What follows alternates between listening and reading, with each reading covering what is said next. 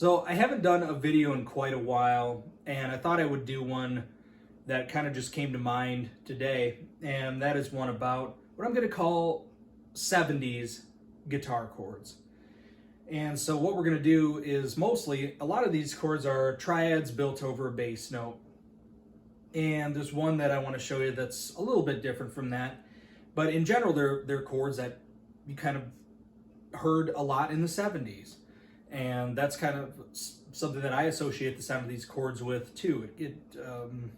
I don't know a better way to put it. It's chords that maybe came out of jazz and then became part of the jazz rock sound of the 70s. There's so much blending of styles in the 70s, especially jazz influences on stuff like, you'll hear this stuff with Steely Dan, Brian Auger, a lot of other types of like Yacht Rock bands, R&B and disco, stuff like Nile Rodgers. You'll hear this quite a bit. So I'm going to give you some of these chords right now and try to keep this as short as I can while giving you the information. So first of all, we're going to talk about chords that are a triad over a bass note. Some people think of these as suspended chords. It doesn't really matter. It's more or less about the sound.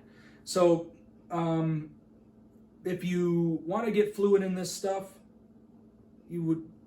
I would say work on triads. Start with root notes and just do this kind of stuff. So let's say in C, I would do C triad, root third, fifth, and then third, fifth, root, fifth, root, third, and then back to the root position triad. So you can do that kind of thing. So we're just working these across the fingerboard. So this is all just a C triad. And then you can do the same thing up and down the fingerboard just to get yourself familiar with these. And do this with your major triads, minor triads, augmented triads, and diminished triads. So let's do it with, see if we can do it up the fingerboard. So same thing, C triad.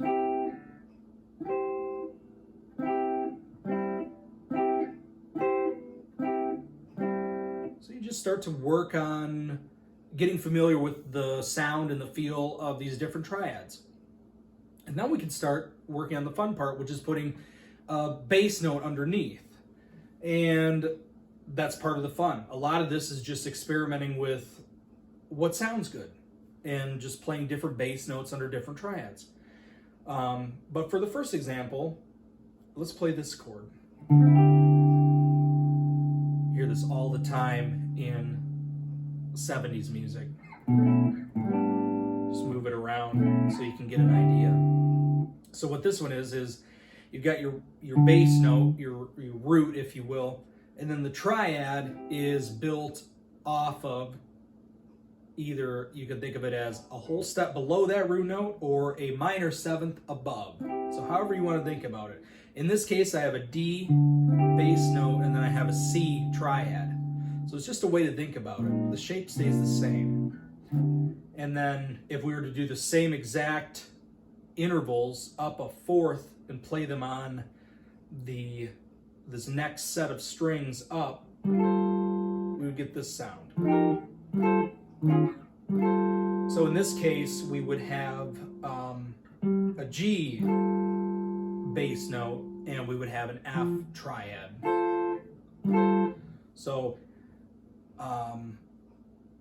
here's an example. Nile Rodgers playing on the song My Forbidden Lover. So we have this particular chord right here. So let me start it out correctly. So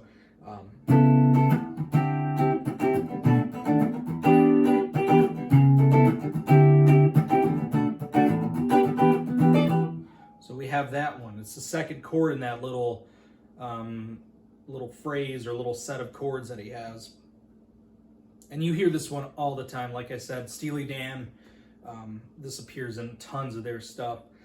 Next one I want to talk about, though, and I'll show you an example that has both of these things, is another type of triad. So this one's going to be in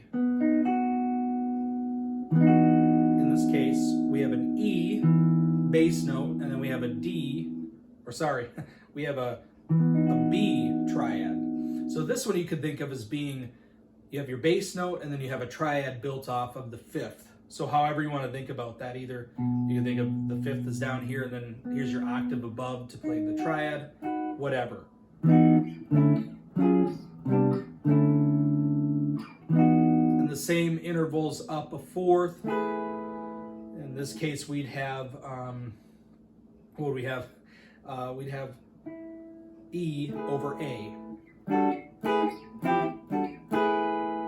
Another great chord. You hear this one all the time in Steely Dan as well, and other bands from that era in that yacht rock genre, for lack of a better term. So here's an example, Steely Dan's Pretzel Logic during the B section, I think.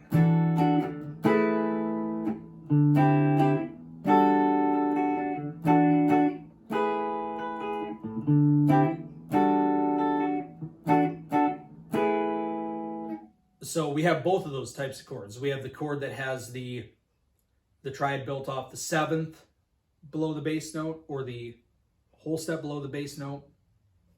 And then we have the chord that's built, the triad's built off the fifth of the bass note. So that's another interesting one. Let's see if I can think of some more. There's also, here's one.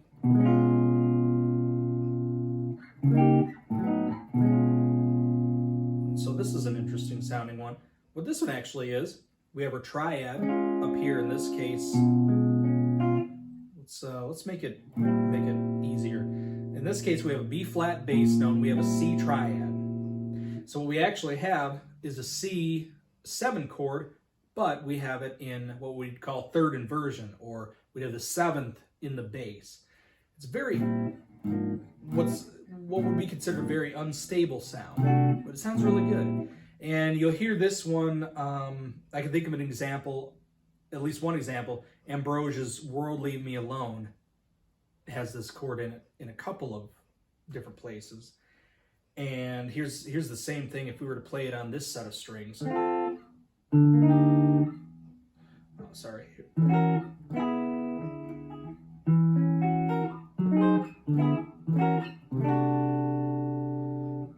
So there's that one.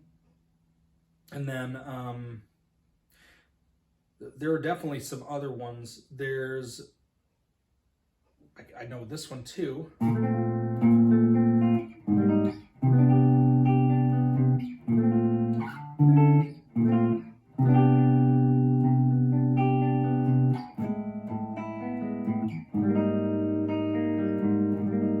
So this one, in this example, if I play it down here, we would have a basically an E flat triad over A flat. So this would be almost the same type of concept as if we were to do it here. Let me find that A flat. So it'd be the same type of chord as these ones. We're just restacking it in a different way. It gives it a almost totally different sound.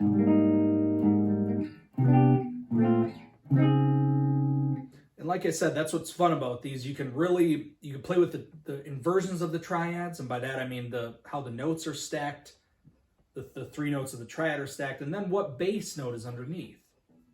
Here's another one. This is an interesting one you hear once in a while. Very unstable again. So this one, in this case, I have a E flat triad over B. In this particular chord. So that's what we would have is basically above the bass note, we'd have a triad that's a major triad built off the major third above the bass note. It's kind of a weird thing to think about. And then finally, I wanted to show you a chord that's maybe not necessarily a triad over a bass note, but it's definitely another classic 70s sounding chord. And this is Steely Dan's Mu major chord. I like to think of it more as what it really is it's a major triad, and it has an added ninth. And that's different from a major ninth chord, because if we were to say major ninth or write out major ninth, it would be assumed that there's a major seventh in there too. In this case, we just have the triad and then the ninth. So that's what it means when we say add 9. It means we're just adding the 9 in. And that one sounds like this. And there are actually the two types of the mu major. There's the one that you hear in the early Steely Dan, which is actually an add 2. And that one's tough to play on the guitar. I can't think of a way to really play it at the moment that it would actually sound good. But it would be, you'd build it like this. If I were playing off of A as my root, I'd have A, B, C sharp, E. So again, on the piano, it'd be super easy. If we were playing this on a piano, we'd have the triad would be, you'd have a C triad, and then you just put your finger down. Let's say if we were playing in C, you just put your pointer finger down and play the D. So you'd have C, D, E, G. It would be super easy to play in a piano. On the guitar, that one's tough. But this one here, this other one, is actually the same thing, but it's inverted. So what we'd have, just to simplify, if I played it down here, so we'd have the notes A, G, C, and F. And what that would spell would be, if we restacked them, F, A, C, G. So we wouldn't have that E that we would expect to find in a major ninth chord.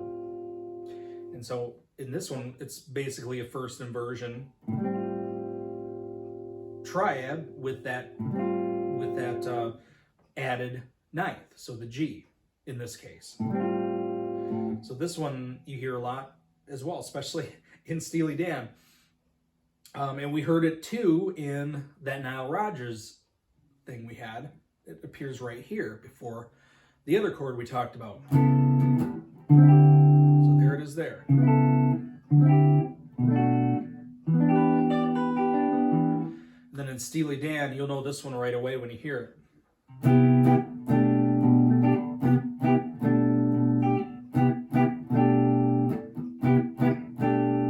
And the same thing up here, just moving it up to the next set of strings.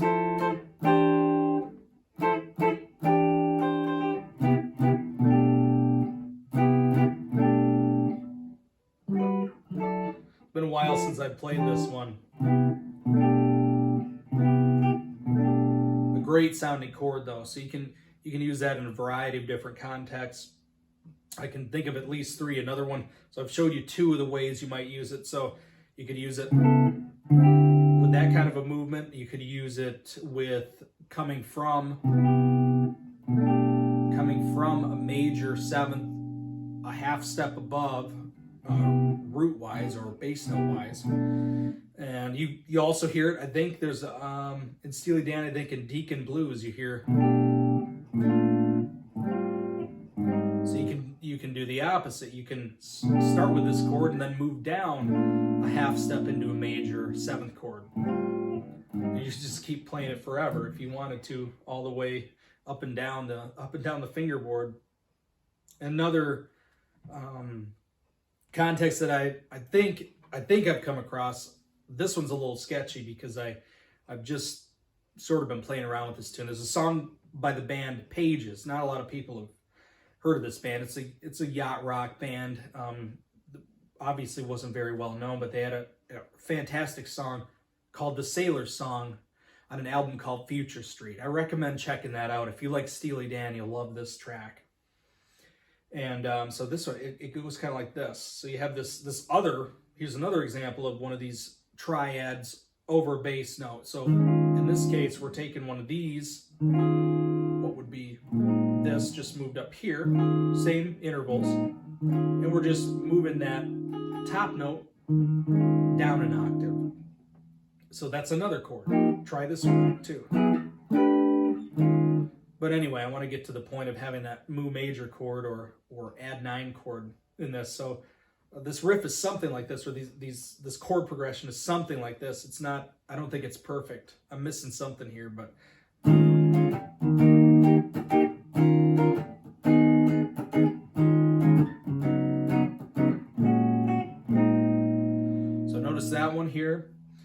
if I heard it right off the recording, you're having this add 9 chord roll right into this, sharing the same bass note.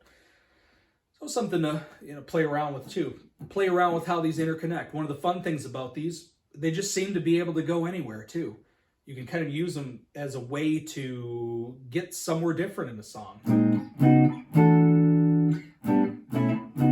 They don't seem to have the same kind of pull toward a particular chord so much as traditional triads or 7th chords do. So give them a try. Hopefully this video is kind of interesting, and hopefully I can do some more things like this and talk more about ways to get some different sounds on the guitar, and maybe approach the guitar a little more like a piano to get some different sounds. So again, thanks for watching.